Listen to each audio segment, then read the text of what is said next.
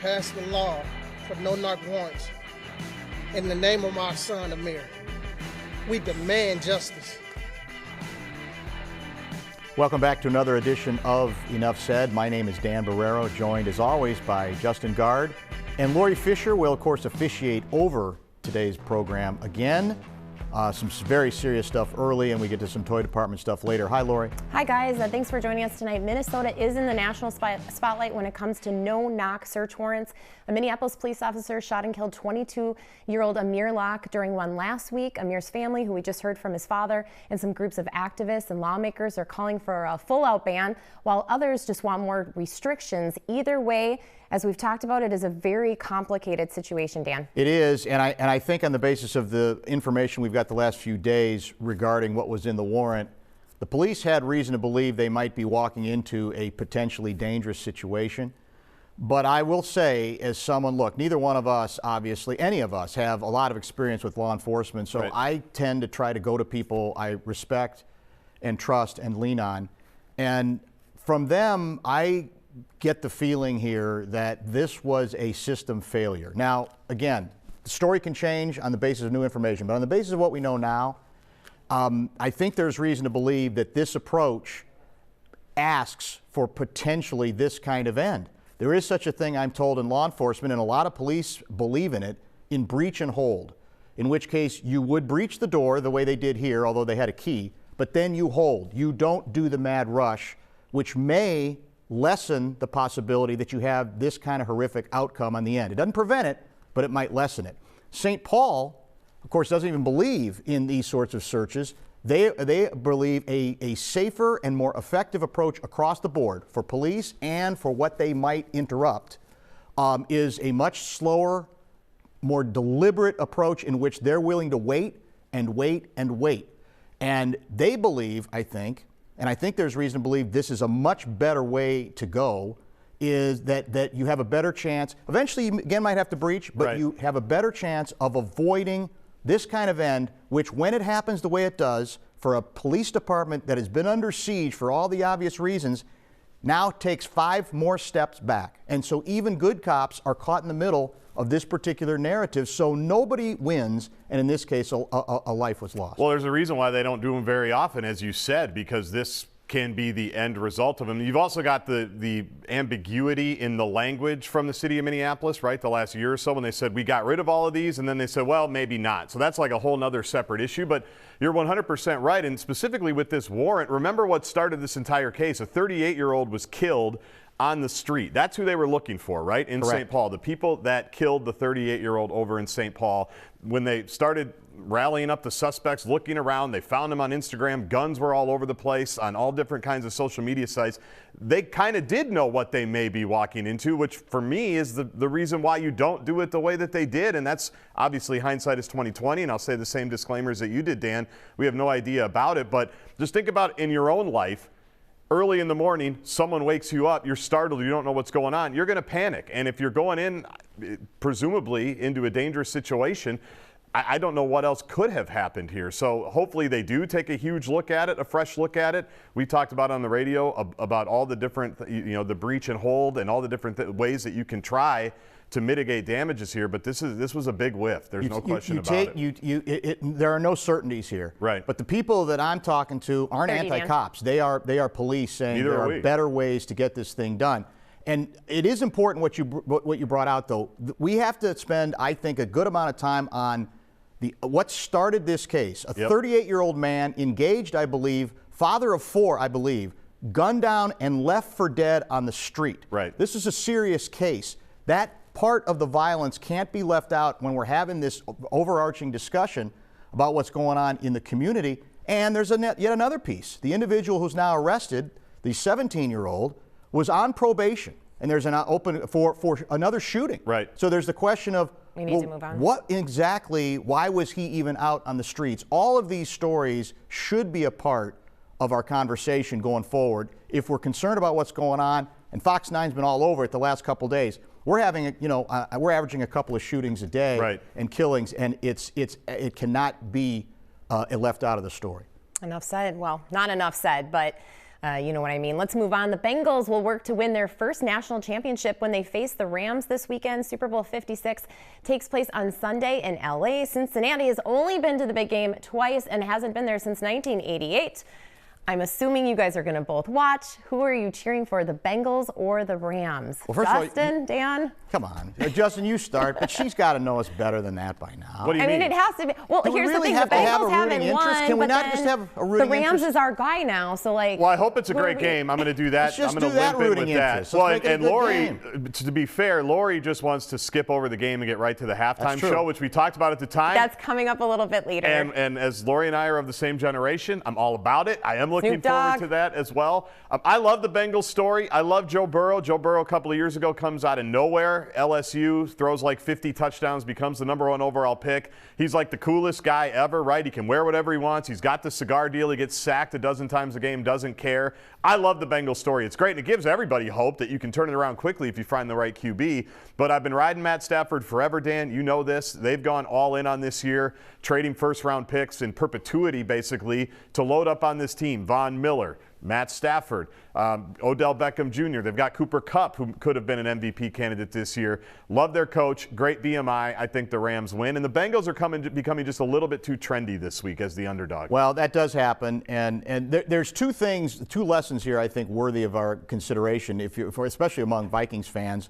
One is that the Bengals are 2 years removed from 2-14. Yeah. Part of why people love the NFL Absolutely. is it seems to be the only sport, or one of the few, certainly not basketball, where you can make as big a jump in a shorter period of time. However, to get that done, you have to have a Joe Burrow. Those are hard to find, as the Vikings know, and Kirk Cousins is no Joe Burrow, even though you love him too and have Cousins condos. I can't see Kirk Cousins smoking a cigar after a big win. No, probably not. Or throwing a bunch of touchdowns like that. The other thing is, again, we get caught up in statistics. As I understand it, in terms of yardage and a number of analytics, these two teams both were mediocre defensively. The Rams had a lot of big names, right, but they didn't really have a lot of not all their numbers were wonderful, but especially the Bengals.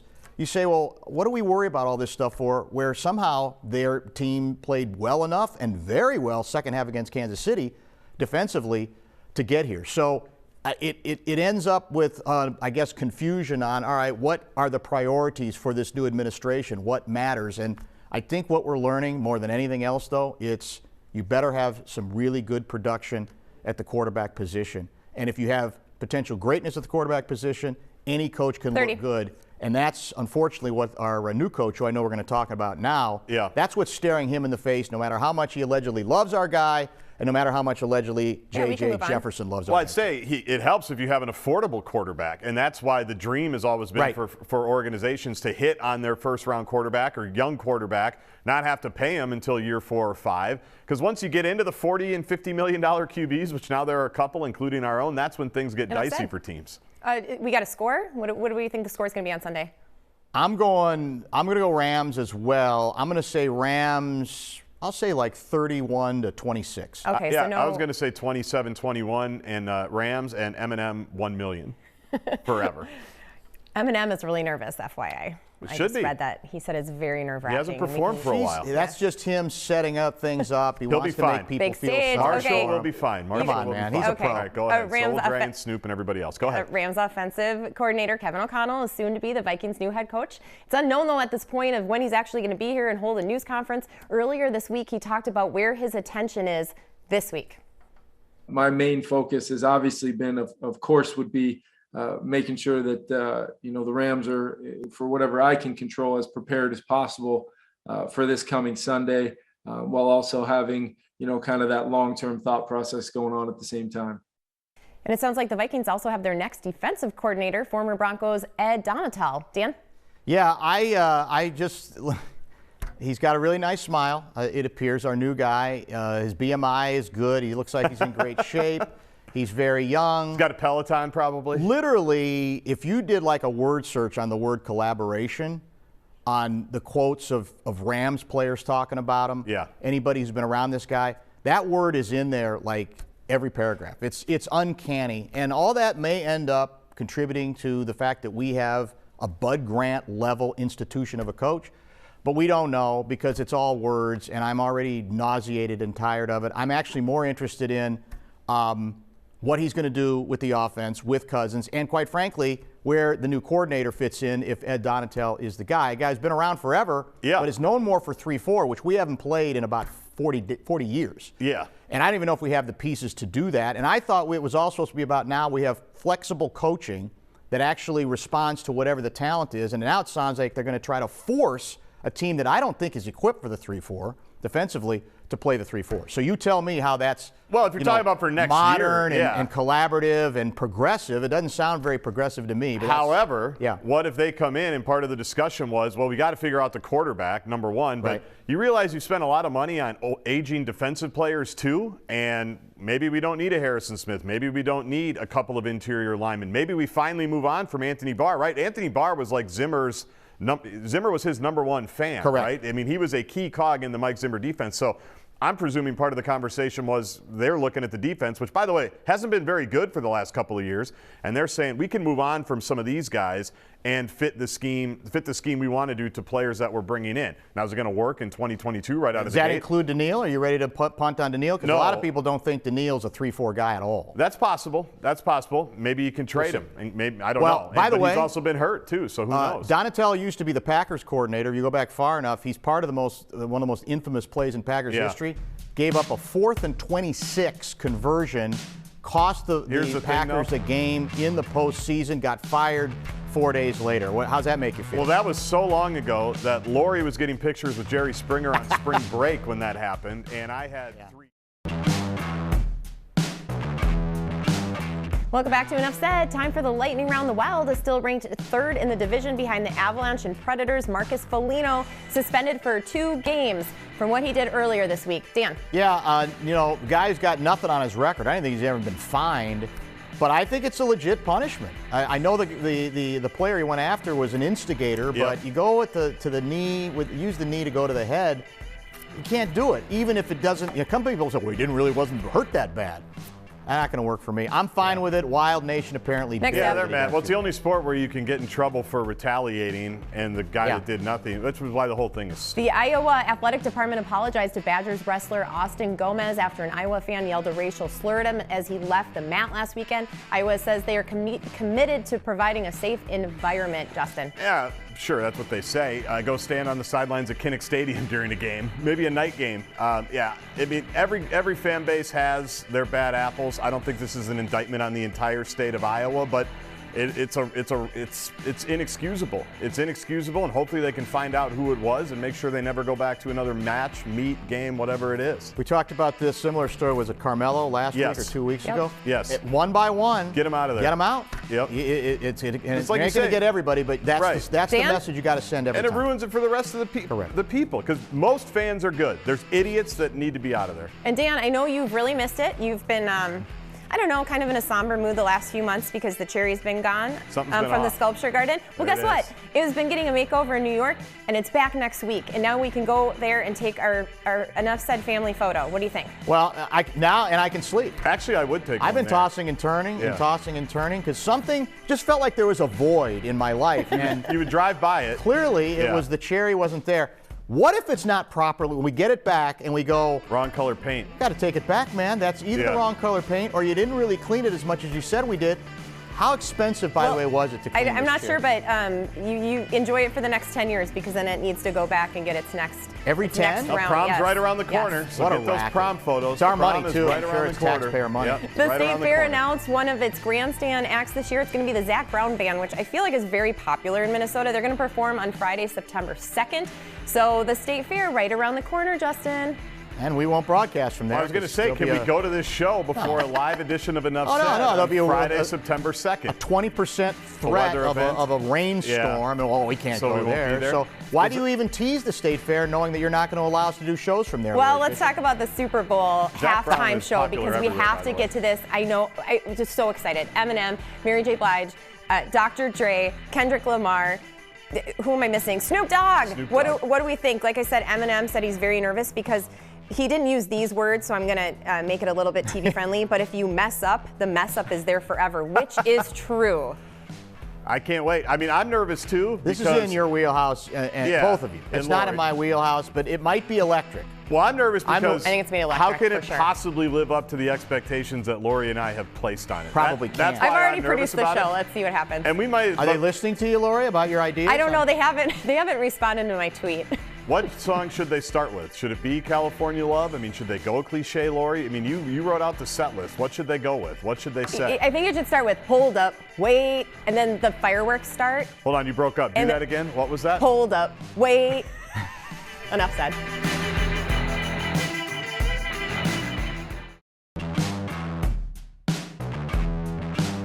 I think the energy more than anything, like you said, it forces guys to want to, turn their level of competition up and compete.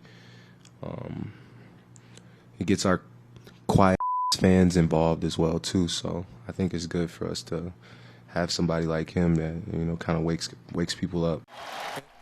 Welcome back to Enough Said. Wake up, Wolves fans. D'Angelo Russell wants the crowd to stand up until the team scores to start the game, and who can blame him? He's just trying to engage fans, and the players get excited when the crowd's excited. Is it really too much to expect despite, the Wolves' track record? You're a troller. I mean, honest to God, you're anything else you want to do to get me going? What else did D'Angelo send you to say? Yeah.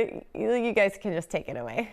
Well, Dan. again. I mean, come on. They do feel like a different team. Well, they're playing like a better team. Yes. They've won nothing. I think that part's been acknowledged.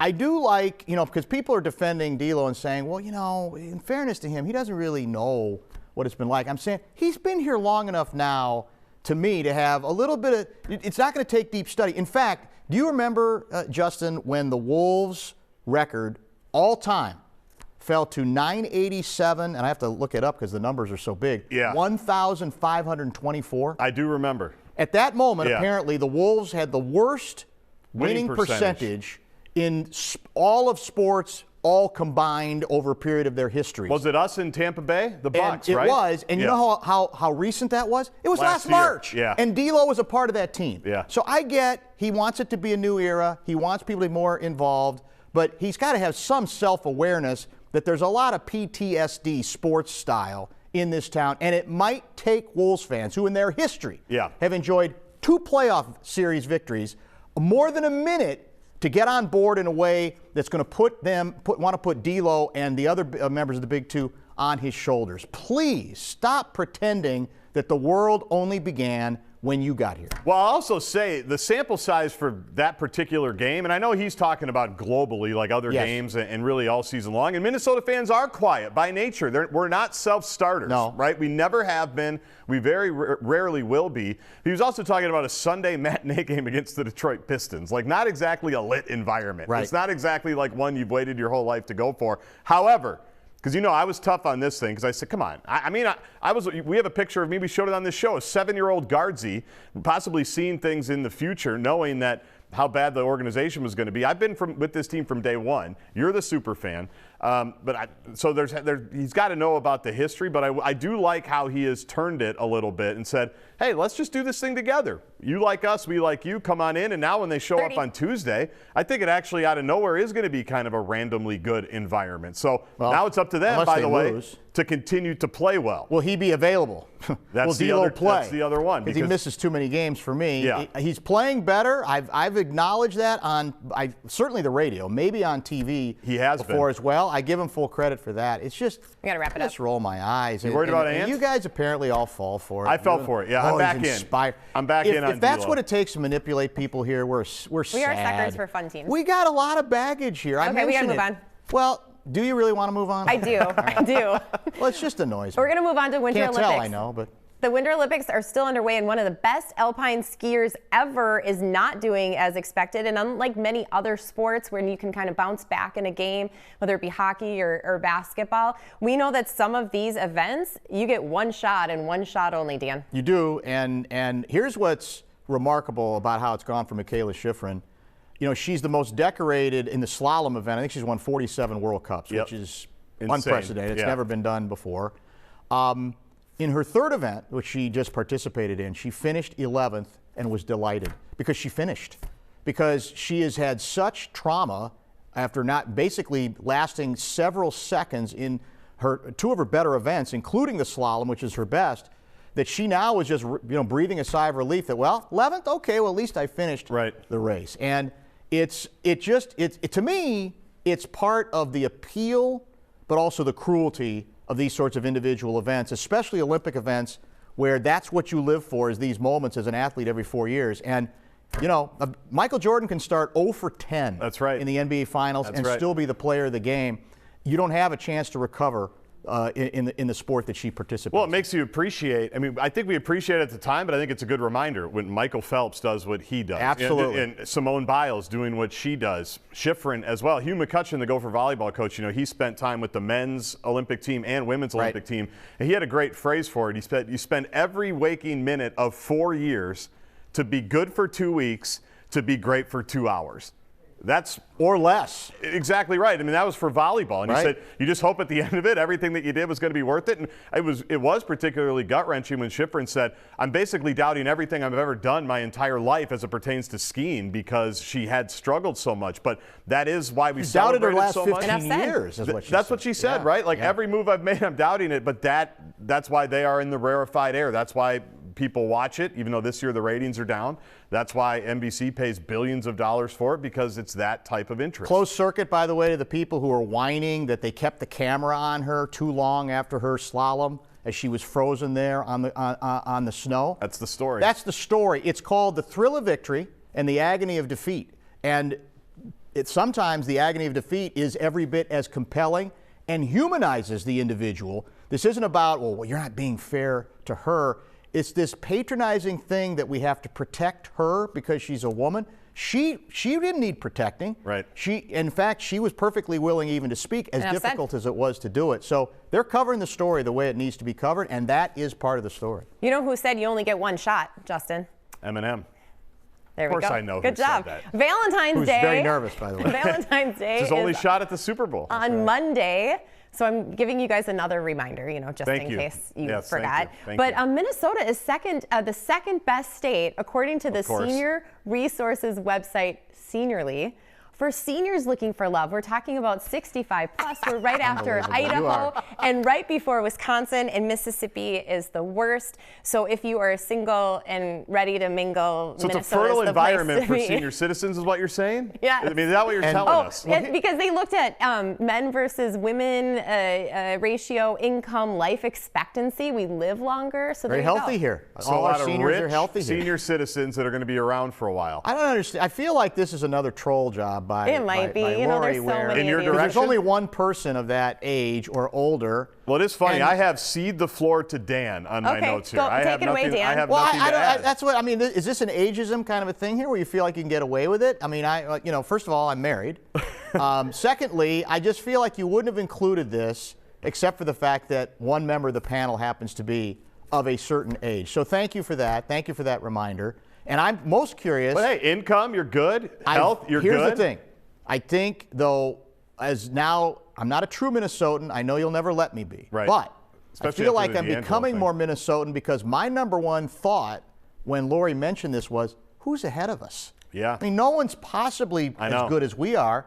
So that's my concern, is who's ahead of us, because you know how insecure we are. We want to be number one. Who's the state allegedly ahead of us, Lori? Do you have that information, Lori? I'm not sure if she has it. And she's checked out on the show. She doesn't even care. She's not even listening at this point. She dropped Idaho is number one. We're number two. Wisconsin's number three. So we are above Wisconsin in that. Well, I feel that's all that matters, I guess. Well, I would say if you're 65.